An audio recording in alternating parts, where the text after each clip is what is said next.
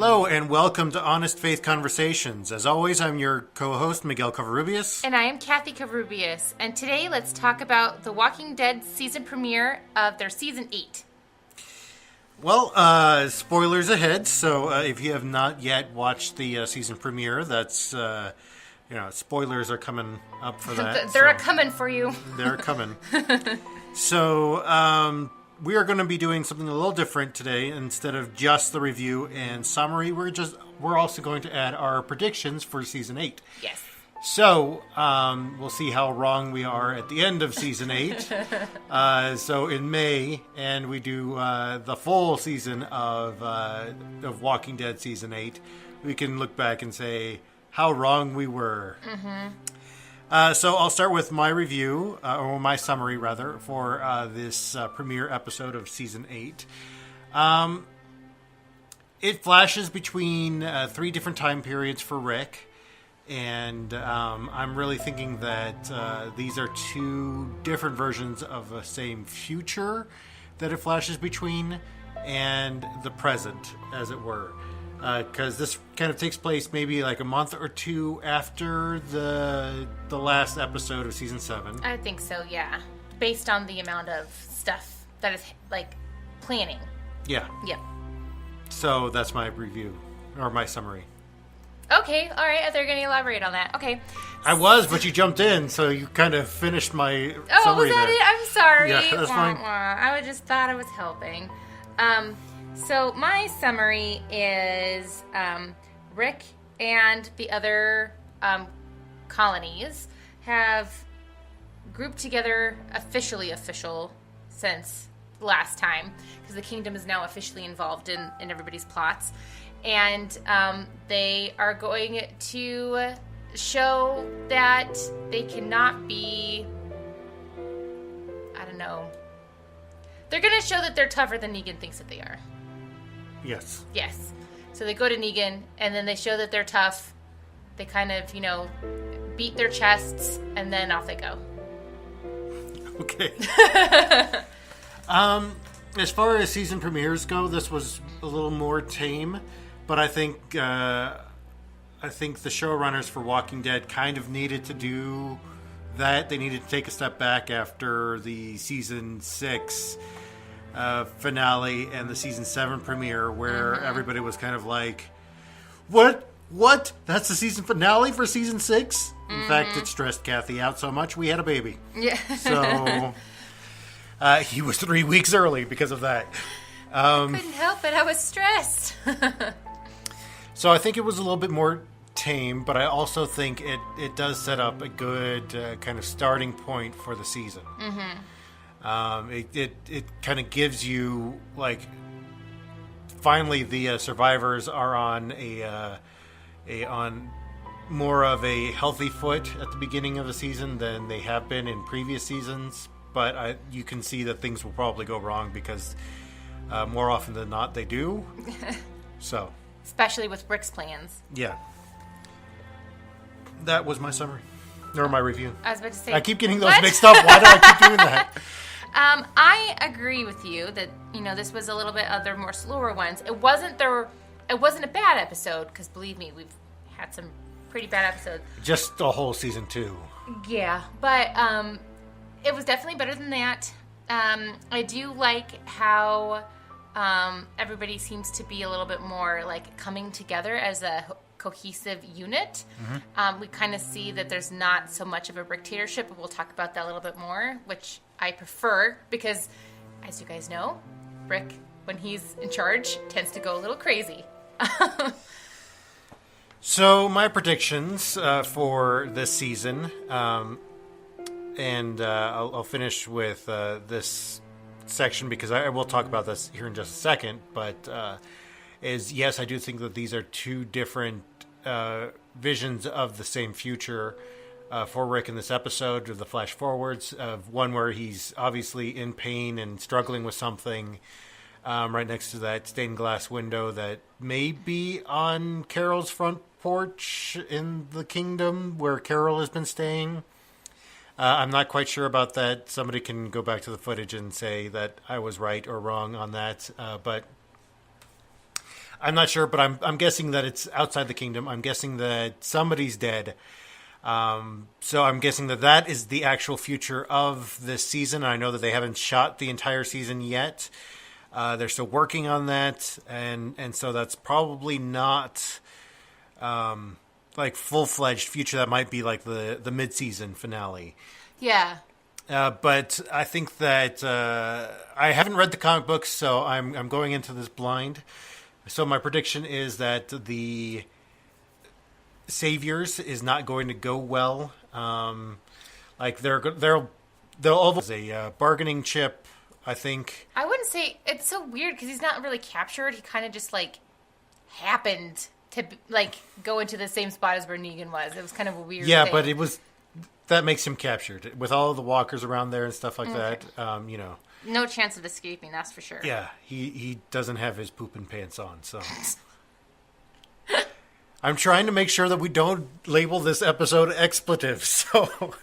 Yeah, well, that's usually my fault when we have to, anyway. So. Yes, I know. That's my prediction, that they're overall going to win the war, but it's not going to go very well, that there are going to be a lot of losses. I think some major characters will be killed off this season.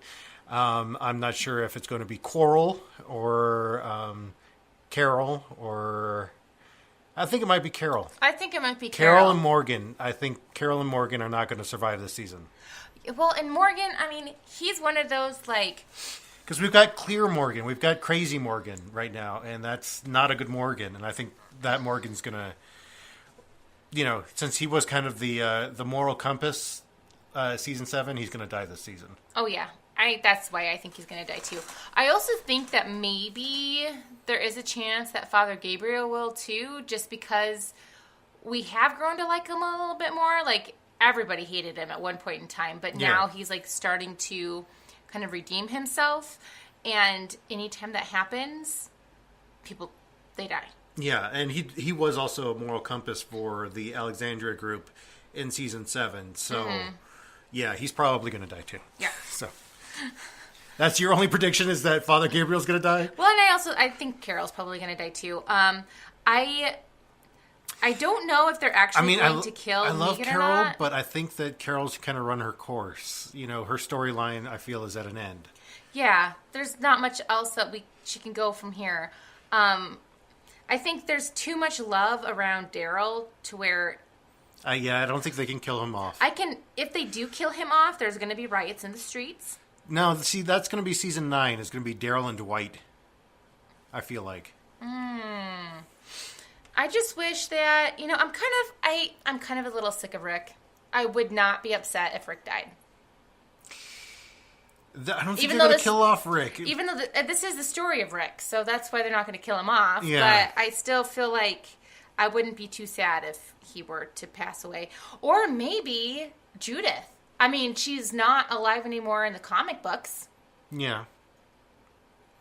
Well, you know, you probably Wikipedia'd that or something, but... I did Wikipedia it. Okay. Don't judge me. Yeah, so spoiler alerts. There you go. You already did spoiler alerts. Yeah, I know, but for me, I haven't read any comic books about it. Oh.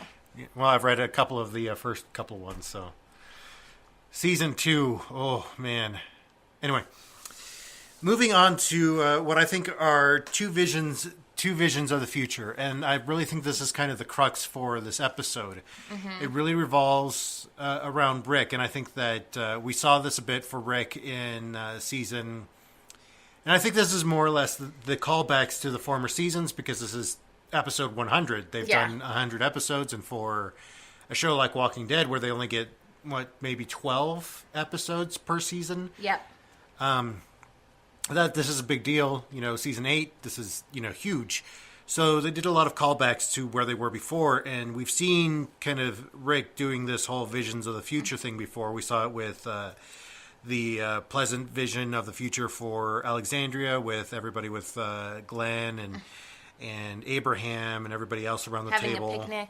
Yeah, there were other dead people that were around the table as well, so I think, Sasha didn't finish off that season, so she was also a dead person in that scene. So, so I think that I think this definitely is a vision of the future for Rick, where it's not really real future because of it being in that soft focus kind of view throughout the entire thing. When it cuts to it, it's that soft white focus to Rick and his family. Yeah, it's very dream sequency. Yeah. Yep.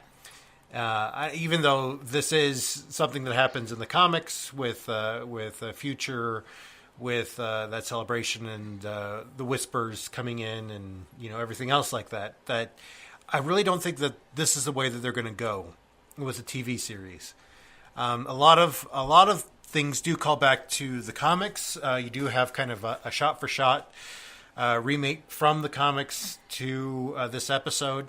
But I think that this is going to go in a different direction. I think that that's what they were showing with Rick and his struggle with being right there in front of that stained glass window thing that's hanging from what I think is Carol's front porch in the kingdom. I don't know who said it, but I kind of think that too. I think it is Carol's front porch. Nobody said it. I said it. So we'll see if I'm right. But well, maybe tonight. Maybe tonight. I don't know if it'll turn that sour that quickly, though. But anyway, you were saying about the... Well, and I think this is very much a lot of what we had to talk about last week with grief and with the Babadook was that is imagining a future. And I think this is something that is a big part of grief, is letting go of the dreams you had for the future, letting go of the happy moments that you were expecting to have with somebody or with together. And so I think this very well might be oh man, it could even be Michonne. I just realized it could be Michonne that he's mourning over, because I think it was somebody in that vision that he had of the future, that it's going to be in that mourning scene, that it's either going to be Judith or it's going to be Michonne, that it's kind of that heavy take for him. And either this is the reality future, or it is just a path along the way to that dreamy future thing that we're seeing. Even though I don't think it's the dreamy future that's the reality. I think that this here proves for Rick in this moment that he can go either one of two directions. That for him, that in his grief, that he can go in either one of two directions. And I think that beginning scene with Coral and finding the gas and sorry, I keep calling him Coral, but he's Carl Papa. Sorry, jiggity jar jar do. Carl Papa is looking for the gas, and maybe Sadiq is there and is talking to Rick. And that line that calls to Rick, I think that what sets him off in this is that line is mercy. Let your mercy outweigh your anger, and this is even repeated. Or mercy outweigh your wrath. That's what it is. And this is repeated again by future suffering, crying Rick in that moment. Is let your mercy outweigh your grief. Not grief. Gosh. Let your mercy outweigh your wrath. And I think that I think this is both maybe him actually seeing what can happen for these two futures, and this may be completely way off track, but I think that he can see that the things are going to go bad. Yep. But he's going to prefer the good future that he sees, his vision of the good future. And that I think that since it's not in the soft focus, that it is reality. I think that's where it's going to go. It's going to end up being suffering Rick. It's going to be that part, and I think that very much having to do with grief, to tie this back in so I'm not just rambling, is that I think that especially for Rick, that his grief takes him one of two directions, and more often than not, it's to give in to his wrath. Yep. And I mean, you saw this in previous episodes where like they started injuring Carl and he bit the guy's throat out. You saw this when after Lori dies and he kind of goes off, You saw this after Herschel was killed with the governor, and he goes off on the governor, even though Michonne was the one to kind of kill the governor in that final part there. But still, like, he clearly allows his wrath negative energy, his negative energy and his wrath to take over in those circumstances. Like, he cannot... He does not allow any positive feelings to interfere with letting him feel the rage that he wants to feel. Exactly, and he doesn't deal with grief very well. No, for a guy who's in a coma for a couple of months, you would think that he would deal with loss a little bit better, but and how many of his love interests have died? I know. Like, you would think, I mean, and he does not nearly get as angry about his love interest dying than he does, like, some other people in his group. So I kind of think that that's kind of funny. But anyway, and as soon as him and Michonne were a couple, I got scared for her because... Well, Michonne is kind of taking the place of Andrea from the comic books. And, I mean, I got that far to know that Andrea... has a much larger role in the comic books than she does in the TV show, which is good because the actress, I mean, granted that she's, probably was miscast in here and she probably does a better job in other things, but she did not do a very good job as Andrea. No, I don't think that was her fault. Yeah, so I think her name in real life is Lori. I'm not sure, but I know many people who were kind of happy that she was killed off. She was killed off. Yeah, I know. That scene where she was, I was like, yes, finally. She was a little annoying. I mean, I wasn't, like, too happy. She was more than a little annoying. She was no Jar Jar. She was no Jar Jar. That's most annoying. That is not more than a little. That's just most. Okay. I think you can get more annoying than Jar Jar. We should make up a chart of annoying, where it's a scale from, let's see, who's just a little bit annoying. I don't know. We'll say Carol. Carol can be a little annoying. She can be, yeah. Especially when she's like trying to be the homemaker kind of Carol, and trying to cover up her killer instincts. That's annoying. Let's see, who's absolutely annoying? Oh, not Carl anymore, but when he was younger Carl. Oh, the psychopath Carl. Yes. Or like little annoying kid Carl who just decides to shoot at zombies. Oh yeah, Carl Papa. Yes. Yeah. Just sitting up there eating his pudding. Okay, so now I want to focus a little bit more about what I had said before about could this be the end of the Ricktatorship again? I mean, because we keep going back and forth, and as you guys probably know, if you watch The Walking Dead, he goes into phases where it'll be more of a democracy, and he will like have his advisors, and then all of a sudden it's just like, no, I'm just in charge. Screw all you guys. You got to do what I say. Yeah, like at the end of season 2, when he was like, "This is not a democracy; this is a dictatorship." Yep. Well, and he kind of did it to the people of Alexandria too. He was just like, "No, I'm going to be in charge. You're going to listen to me." So, I mean, he has those moments. That's definitely one of his biggest faults. And whenever this happens, things just like hit the fan, and it's a pattern by now. So he should probably figure this out. He should not be in charge. But what do I have? What do I know? I kind of like that in this season premiere, you do get a little bit more of a level-headed Rick. He's calmer, you can tell. He's a little bit more calculated. You can tell that he actually has been listening to the other people, the other leaders, especially Maggie. I think he's also learned or developed a lot of respect for the kingdom too, since they did come to their aid. Essentially, like they would not. There's no way Alexandria would have won that battle if the kingdom hadn't have showed up and got them out of trouble. Yeah. Well, Kingdom and Hilltop. Yeah. But it was primarily Kingdom and Sheba. Oh, Sheba.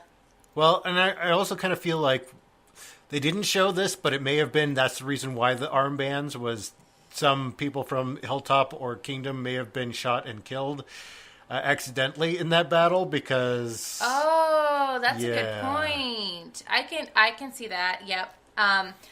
Well, the nice thing that the Kingdom has going for them is that most of them end up like wearing some kind of like armor. Yeah. Even if it's like sporting armor, but anyway. And you can definitely tell that Rick now has been listening a little bit more to reason. I mean, even Father Gabriel, like when Rick is like in one of his like moments where he's like blocking everybody out and just trying to get his way, like Father Gabriel is like, "Whoa, dude, remember, like this is not just about you. Like this is about everybody. You're gonna get your piece. Let's just move on out. We did what we needed to do. Let's go." And so you can kind of tell that he's a little bit more in the right frame of mind, just for the fact that he like didn't bark at him when he told him that he needed to go, like he's done in the past.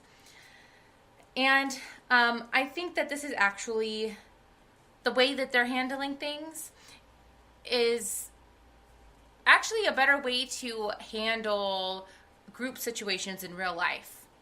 As you can see throughout history, dictators are not the best way to govern. Things end up badly. Like 9 times out of 10, things will end up badly for everybody, not just the people that are underneath the dictator, but also for the dictator themselves.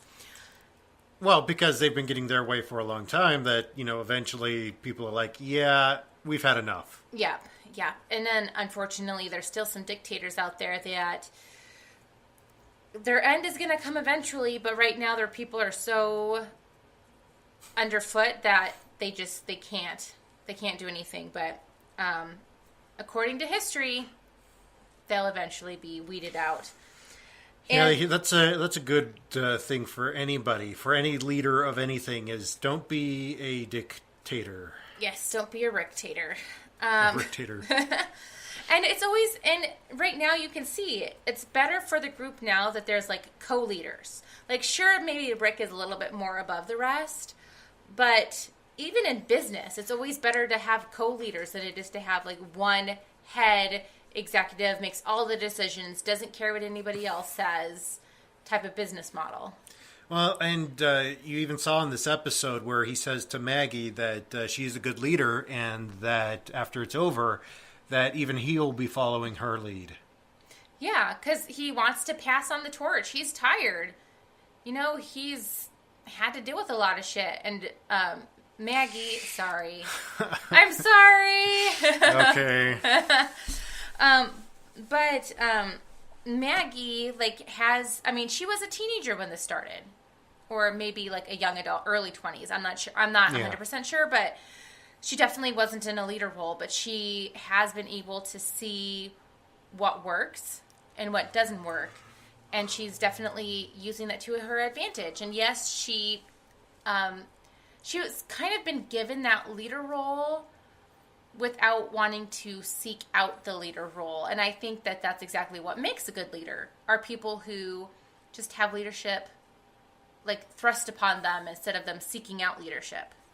Well, and this is what we talked about a little bit with our last podcast on Walking Dead, was leadership roles. Mm-hmm. We saw different leadership roles with Maggie, with Rick, with Negan, and with King Ezekiel with the Kingdom, where King Ezekiel is kind of more putting on this front for everybody. Mm-hmm. So it's not the real him that's leading, but this caricature of him. Yeah. Yeah. So. Well, but even he does have like trusted advisors that he talks with. I mean, there has been some cases where we will see him like say, "No, we are going to do this," but for the most part, he does seek counsel on how to govern. Whereas when he is the Ricktator, does not. He does not care. When people give him advice, he tells them off. Well, and I think that here in this episode, I keep wanting to say season, but it's just an episode that we're talking about. In this episode, I see that he is making that speech to lead everybody. He is kind of making the say, but I think that people are deferring to him because he has more combat experience. Yeah, exactly. And it's not like he's the only one that's on that truck bed, or like he's like having the other two on different levels, you know? Yeah. Like they are all on the truck bed. And they do each have their own time to speak too. So it's not like it's just him talking and they're just like up there to show face. Like they also have their two gets to say their like 2 cents in the matters. And I mean, this is probably why the Hilltop also follows Maggie more than they followed what's his face, Weasel guy. I can't remember his name. Hold on, give me just a moment. But I hear you. Keep talking, and I'll find his name. Yeah, is I think that very much so that she knows what needs to be done. She has more knowledge about it. She's there with the people. She's getting her hands dirty. She is that hands-on type of leader, and I think even Rick knows this about her. And I think this is why Gregory. Yep. I knew it started with a G. That Gregory's just, not that type of a leader. He's more, I want stuff for myself. I'm gonna be more of the hands-off governor kind of type. Yeah, locked away in my tower. Mm-hmm. Everybody else gets to do stuff around me, and I tell them what to do. Like most elected leaders these days.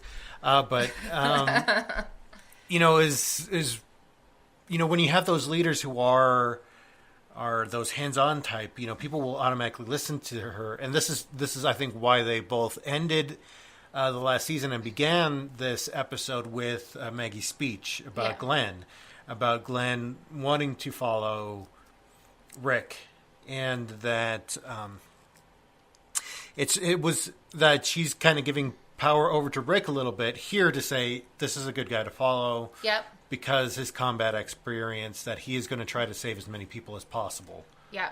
And that is true. Like, that is one thing about Rick. Like, when a battle or when something goes wrong and a lot of his group is killed, like, he takes it personally and he really does take it to heart, which is, it is one of the good qualities about him. However, he lacks the foresight to know or to even like see that, where the holes are in his plans, which then cause people to die. Whereas Maggie, I think, can think of those things and kind of think things through. Yeah. She's more the think before you do type, and he's more of a, I have one plan and I'm not going to think about it. We're just going to do it type stuff. Rick can Leroy Jenkins a few things for sure. Yes. If you don't know what I'm referring to, just look it up. And apparently I have been described as a Leroy Jenkins when I play video games. I don't think that's especially the case. With co-op things, is she will go running into things. Well, because you're just like kicking things, and I'm like, come on, let's get going. I'm making sure that I collect everything possible along the way. Make sure that we get all the healing potions that we need. Yeah, but here's the thing. You should kill the monsters first, and then you can go scavenge the room. Yeah, no, you might need the healing potions for those monsters. That's the point. Whatever, Miguel. So where should we go from here? And one of the things that I'm really excited about is if they're going to introduce Sadiq, which they're going to start bringing in a little bit more morality from other religions rather than Christianity into the show. Yep. Whereas you're going to get some more Islamic teachings, some more Islamic morality, which is fantastic. Like, for instance, they even started the season off with that phrase from the Quran, which is, let your mercy outweigh your wrath. And, the other phrase from the guy who may be Sadiq says here, which is also giving what you can to the traveler, is also from the Quran. And I think this is essential. I think getting to see the good morality systems of other religions is also a good thing for a television show, to explore some more of that moral philosophy through that lens that they have. Well, because there's hardly any TV shows, especially here in America, that explore anything other than Christianity and Judaism. Oh, for sure. And I think it's because we don't know very much about them. They have not been very prevalent in our own culture. Like, for instance, a lot of people still believe that Sikhs and Muslims are the same. They're not. They are two different religions. Well, and some people like still even have non-correct views about people who are, Satanists too. Like when people think of Satanists, they don't. 9 times out of 10, they're wrong. Well, yeah, and mostly what they have is this very limited view of even their own religion of Christianity that they grew up with, which is very evangelical or fundamentalist in nature, which is very narrow, and it's not even true. Sorry, I'm not going to use that word. It's not even a full understanding of what Christianity is or has been throughout the ages. And in fact, this whole idea of evangelicalism and fundamentalism has only been around for a good maybe 100 years or so. And it all kind of started with this idea of American Christianity, which kind of got warped and twisted, and it got really weird. But anyway, in this, I really want to focus on let your mercy outweigh your wrath, and I think this is very good for almost anything in life, and especially when you go through a traumatic event, is remembering let your mercy outweigh your wrath. And I think our human inclination is always to just run with anger, to let anger, kind of take full root in you, and it become wrath and become hate. And whereas I think that anger really is a useful catalyst for good, that that anger can be useful and can be a good thing, because when you're angry, it means that something is wrong. Yeah. Something needs to change. And at least you show that you're passionate about it. Yeah. But you have to have enough mercy to know when your anger is running people back from you. Yeah. Or like pushing other people away. Where the anger is stagnated to the point where it becomes hate. Yeah. Exactly. And I think that there's a distinction that needs to be made between the two, that, anger and hate are two very different things. And I think that anger can turn into hate, that it is a stepping block along the way. But I think that when anger is stagnant, when it doesn't do anything, it becomes hate. When it doesn't force you to be a catalyst for something else, to push towards what you see as a better future.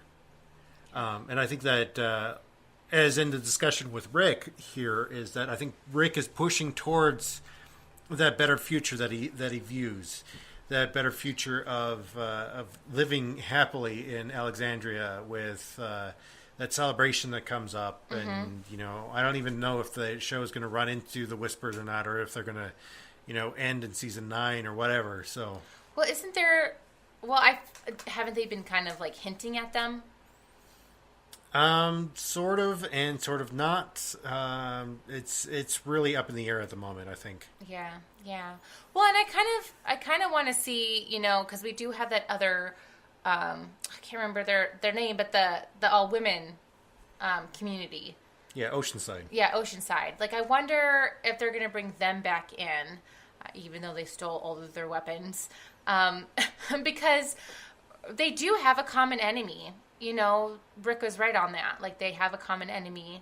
They both know how terrible Negan is. Yeah, the dictator Negan. So, even though he likes to make it that it's his community, that it's a community, no, it's a Negan-tatorship. Well, and he gives people the illusion of having choice. That's the thing. Like, he'll say things to make. He'll essentially give them impossible choices. Like, do you want to die or do you want to die? Is pretty much is what he gives them. Yeah. Do you want to die painful or a little less painful? Yeah, exactly. Like he gave to the doctor the last season, which, he still... did he burn his face before he threw him into the fire, or was it just the burning first? Was it burning first and then throwing into the fire? I can't remember. Yeah. I kind of blocked out that scene because it was painful to watch. Yeah. But anyway, that's the one thing that I want to take away from this episode is let your mercy outweigh your wrath. And I think throughout the the season, I think this is going to play an important role for Rick. Is that he let his mercy outweigh his wrath in the moment with Negan, that he wasn't going to just completely make sure that Negan was dead, that he was going to have a little bit of mercy and let him live for like a few seconds longer until the walker showed up, which it didn't help, but yeah. So yeah. Anything else to add on where we should go from here? I just think that it's really beneficial for you to kind of look around at the leadership in your life, whether it be like work, home life, whether it be even on the political scale, and just kind of see how they're running things, and be the voice of reason, be the Father Gabriel that says, hey, maybe we shouldn't be doing that, and try to, pull them back. Yeah, which is, kind of what I've been trying to do on my personal Twitter, but some people can see it as hate, and that's not what I'm trying to do. Anyway, that's what I'm trying to do, is trying to say to the leadership, hey, this isn't the way that we should be going. This is not Christianity. This is not what the religion that I grew up with is about. What our religion was about love and care for our fellow man. Anyway, that's a different point for a different day that I just threw in there. So. Yep, that was a good point. I liked it. So, with all of that being said, it is now the time where we talk about what's coming up. So it is feedback time. So next week we will be doing Stranger Things Season 2.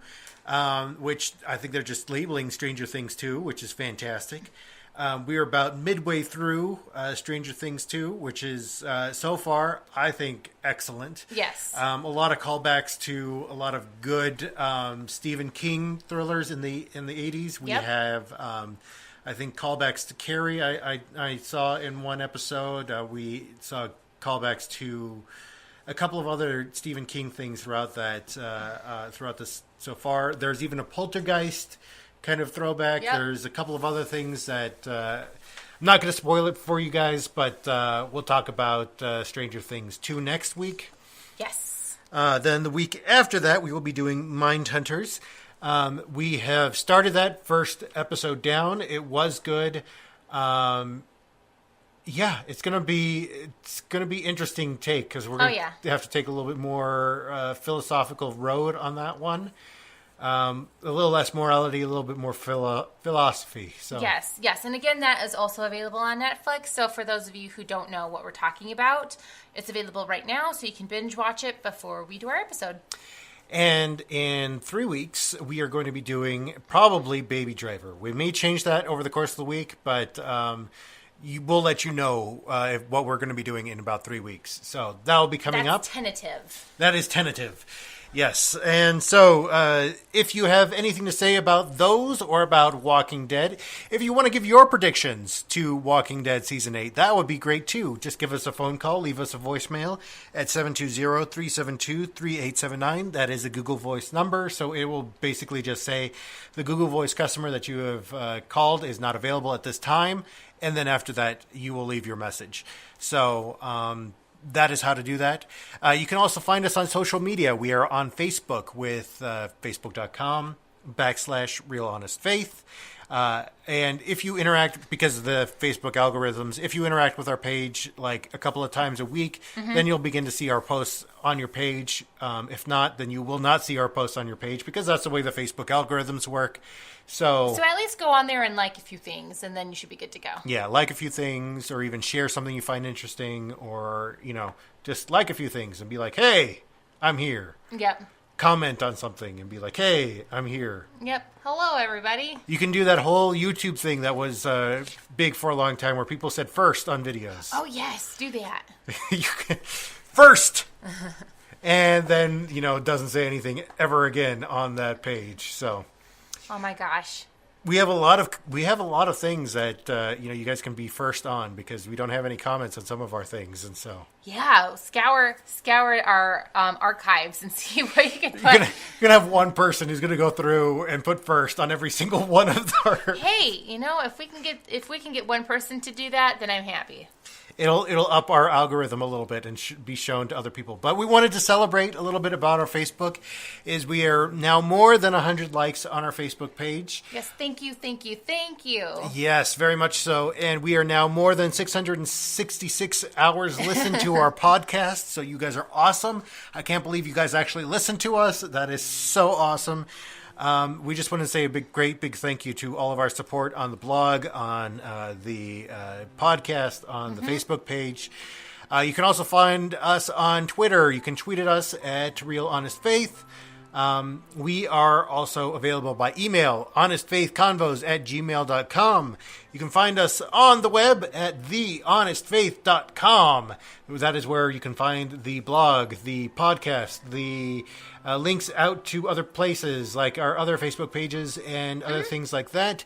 You can also find on that my book, which you can buy and use for kindling, or use it to even out a table, or Yes, or it's a handy coaster. You can actually put 2 glasses of hot chocolate on it, not just one. you can throw it at people you don't like, Yeah. or you can actually read it, because that would be cool too. So I'm not gonna lie, I'm probably not my best writing, but it's my story, so I approve my story, so read my story. Self-approved. It is self-approved. We are also on Tumblr and Reddit. Those are places you can find us. And, yeah. So with all that being said, we invite you to come and join the conversation. Bye.